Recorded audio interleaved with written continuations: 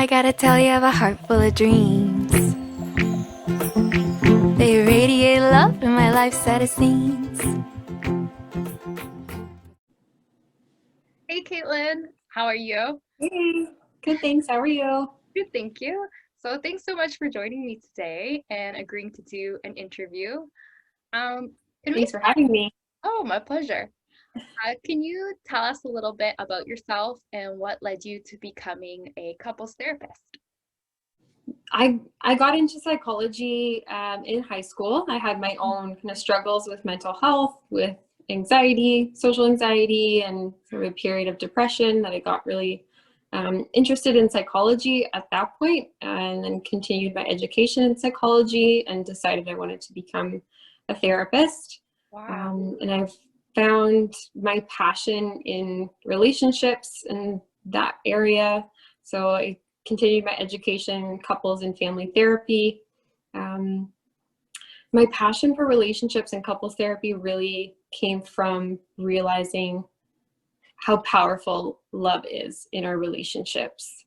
And I know that it's cliche, but you know, that love is the most powerful drug there is, right? That love can move mountains, love can make people leave their home country to move across the world. You know, that I'll feel like I can catch a grenade for you or walk 500 miles and walk 500 more. And just the level of distress that we feel when a relationship ends and when we're heartbroken, how we feel, literally, we feel like we're dying when a partner leaves or hurts us. And so those polar opposites are so powerful that I got really fascinated and interested in doing couples therapy. And yeah. I first want to say, like, wow, that was a beautiful answer for so many reasons. So first of all, I love when people go through something difficult and then get over it and then offer that to other people. I think it's so profound. So I first commend you for doing that. I Thanks. also love how real you got about the power of love. I completely agree. And as you know, this interview revolves around the theme of love in terms of a love song because of the experiences I've had with love and how profound they are, both in terms of the Yeah. heights of love and the lows when Right. it hurts. Yeah. Yeah. So I thought that was a beautiful answer, and I love that you used like music, just like beautiful statements in a lot of music about how profound love is because it's true. And I Yeah. love that. I just love that answer. A And lot of music is written about love. Movies are written about love. Like there is no more powerful drug. absolutely, no more beautiful drug. Right. Yeah, I love that answer. So thank you so much for that. Um, what do you think the importance of self-love is in a relationship? I think self-love is really important because if we hate ourselves, we're going to be, you know, we're going to be reckless. We're going to be just kind of not caring about our feelings, not caring about our boundaries, not caring about other people's feelings and boundaries. So I think self-love is really important, but at the same time, I think just I would say self-acceptance or feeling content with ourselves is really important. But the truth is that we love ourselves in relation to other people. So when we look out into the world and we see, you know, happiness, smiling faces, somebody looking back at us with endearment and admiration, we feel that. We feel that within ourselves when we look at somebody and then look back at us in that way. But if we do something, we make a mistake or forget something, and we look around in our lives and we see disappointment or we see anger from others, we feel that in ourselves. We feel disappointed, we feel shame. So we really do, we understand ourselves and love ourselves in relation to other people. And so it's difficult to have self-love in isolation if we're alone. So we kind of need relationships, and that doesn't necessarily have to mean romantic relationships. It could be relationships with friends and family members, but we get that love from others. That's how we love ourselves a lot of times. Wow, that's really beautiful. I love that answer because I think self-love is absolutely important, and I personally have done some short stints with like solitude, I guess you can say, and doing things alone, and it was really empowering. But at the end, you yearn to share it with other people. You We always, do. yeah, absolutely. So I think that's a really beautiful answer because self-love is so important, but all the self-love that you have, you also want to share with other people. I think awesome answer. This is true. And the opposite side of that is like solitary confinement is a punishment for a reason. Yeah, Like, absolutely. we're not wired to be alone. We No. get depressed when we're alone. We need other people. That doesn't, like I said, doesn't necessarily mean romantic relationships, but we need people around us. We're wired for it. Yeah, absolutely. I think that, yeah, that's a great answer. I like short intervals, but yeah, then I like to share it with people. Absolutely. Yeah. Um, what is some advice you'd give people looking for love, and what is an example of some general advice you'd give couples? So that's kind of a two-part question. So Okay. I'll just ask the first one first. Okay. What is some advice you'd give people looking for love? Anything that someone can do to prepare themselves to be in a relationship, or any advice you have?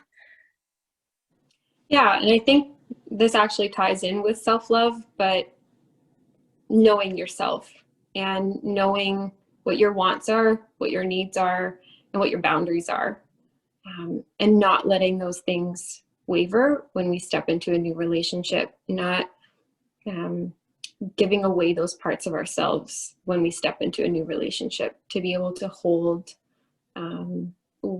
what we need in a relationship, what we want, and what those boundaries are for what I'm okay with and what I'm not okay with.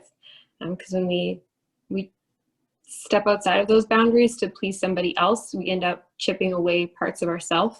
Eventually, we break down, and that's where your relationship is going to break down, because we didn't hold those boundaries of what I need and what I want, whether that's, respect or time together or whatever that may be. So that would probably be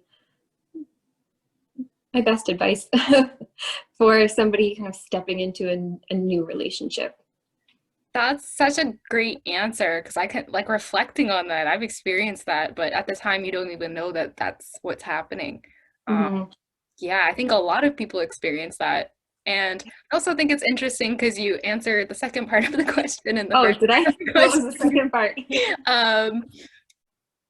What is an example of some general advice you'd give couples? So maintaining boundaries is Yeah. a great answer. That's Yeah. awesome. So my next question is, what are some relationship tools or perspectives that you think are key to happy, healthy relationships? I think boundaries is one, and knowing that. Do you have any other general advice?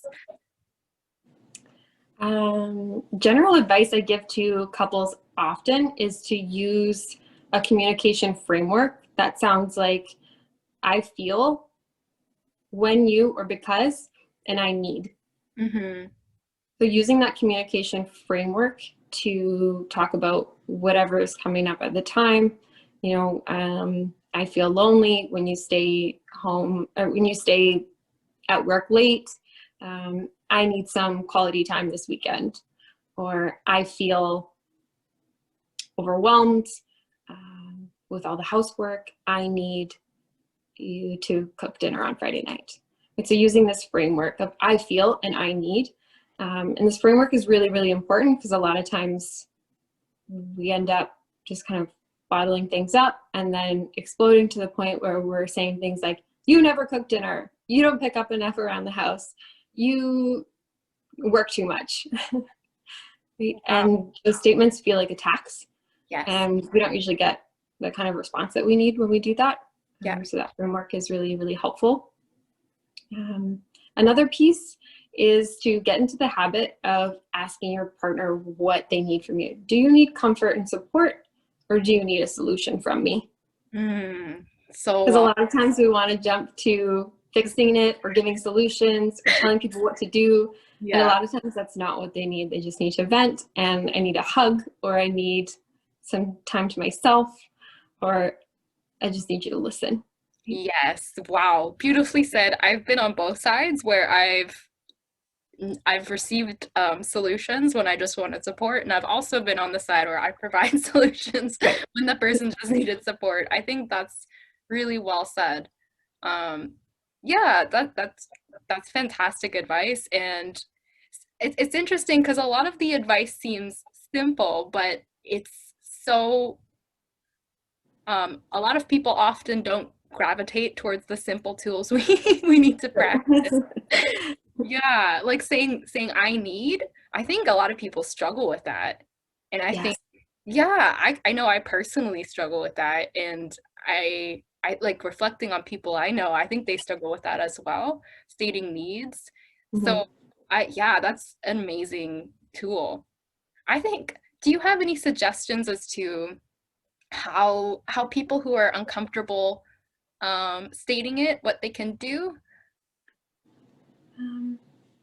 I think starting with the small things is probably the easiest way to go about it. Like, I need you to cook dinner tonight. Yeah. Or I need a hug. Yeah. And being able to communicate those small things often and leading us to a place where we feel, if we get a response that we need from those small asks, it leads us to a place where we feel safe and secure to ask for some of those bigger things. Like, I need you to come to this family event, or can't think of anything else. I need you to support me during this this project I'm undertaking. Right. Yeah, I've been there. That's a good example. Yeah. Yeah. I'm like, yeah, I needed that. Yeah, that's amazing. So actually this is interesting because I've looked at your Facebook and you have such amazing content, and what I loved so much about it is that you have a lot of great questions to ask yourself in a relationship, but also questions to ask your partner. And like, I just think those are such solid tools to get used to in a relationship, asking these questions. And I think, like, if we got used to it, we would avoid a lot of trouble in the future. You know what I mean? That's absolutely. Yeah. That's why these questions are so important. They help us get to know each other. They help us navigate each other's world when we're curious, when we ask these questions. Absolutely. Otherwise, we make assumptions, or we assume our partner can read our mind, and they can't. Absolutely. I think this is so important because I don't think it's normalized to state our needs. I think there's some kind of stigma, or some people feel guilty about it, but I think it's essential. And we should acknowledge we all have needs, and yeah, we have needs, and our partners have needs, and our loved ones have needs, and we should all get more comfortable telling each other them. Absolutely. Yeah, that's fantastic. So my next question is, what do you think some misconceptions about couples getting therapy are, and how would you respond? I like this question. There's a lot of stigma around couples therapy. There's a lot of comments like, oh no, we don't need therapy, we're fine. People think or imagine that our relationship has to be in total chaos or turmoil or ready to break down completely before reaching out for help. Yeah. And at that point, it's almost like you've already got one foot out the door. So you're not even going to put the work into to try to fix things or make changes. So it makes my job a lot more difficult. It's still doable, but more challenging. And so there's a lot of misconceptions around, we can do it ourselves, or, we're not that bad, we don't need that kind of help. But I often use the comparison of, going to a massage therapist. You don't go to a massage therapist when your back is broken. You go to a massage therapist when you've got some pain points and you want to work out the kinks and knots, and you go in feeling, in a little bit of pain or distress, and you walk out feeling better and healthier and more alive and rejuvenated. And couples therapy can be the same. We've got some pain points, or we've got some trigger points, or things that we're not communicating well about. And so you come in, speak with a professional, and find some tools, strategies, ways of communicating to help us work those things out, and we leave feeling happier, healthier, and a stronger relationship.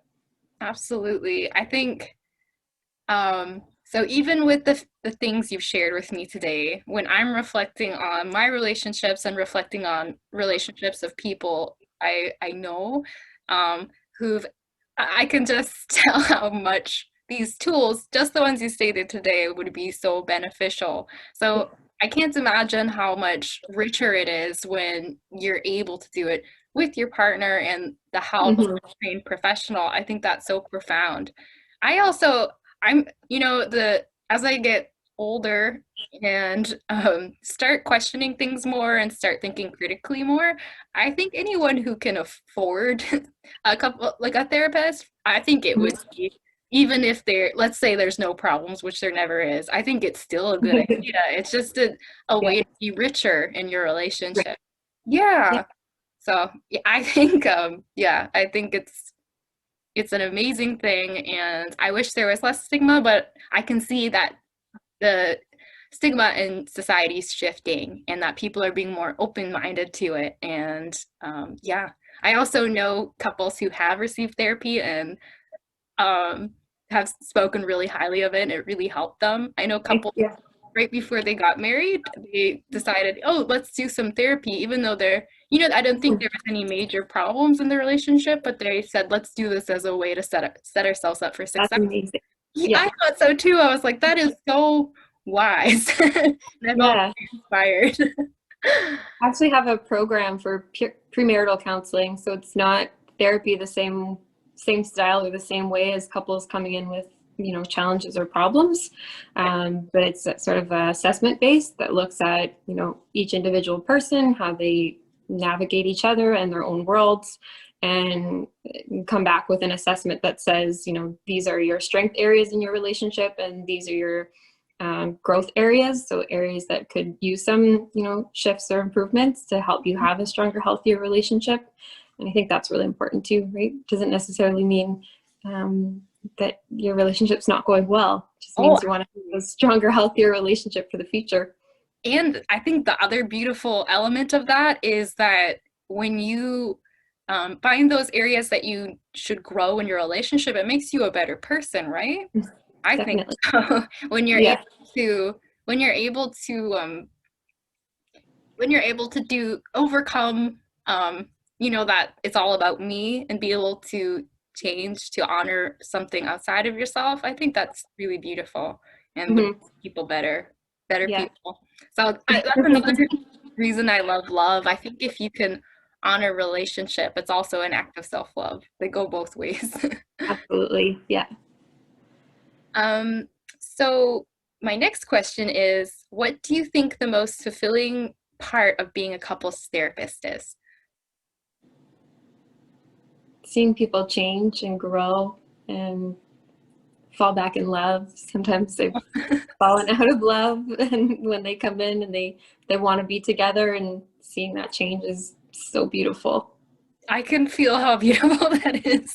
Love is so beautiful. So to help facilitate people falling deeper in love or falling back in love, I think that's incredibly beautiful. Yeah.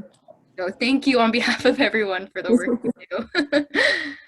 All right, so that was actually my last question for the interview, and I want to thank you so much for joining me. This has been an enlightening experience for me, and I think it'll be enlightening for people who listen.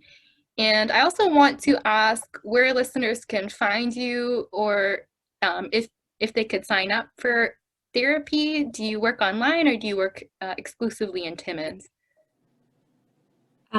Both. I have hybrid practice since COVID started. So I'm offering virtual sessions that can be accessed to anybody in Ontario, but also offering in person with a mask here at my office. So for people in Timmins and surrounding area. Best way to find me is through my website, www.koreanconnectioncft.com. Shoot me an email or write a message in the contact page and I'll get back to you. Awesome. Thank you again so much for joining me. I really appreciate you sharing your beautiful wisdom with me and people who are going to hear this. So thank you so much. Thank you so much for having me. To be mine with your baby.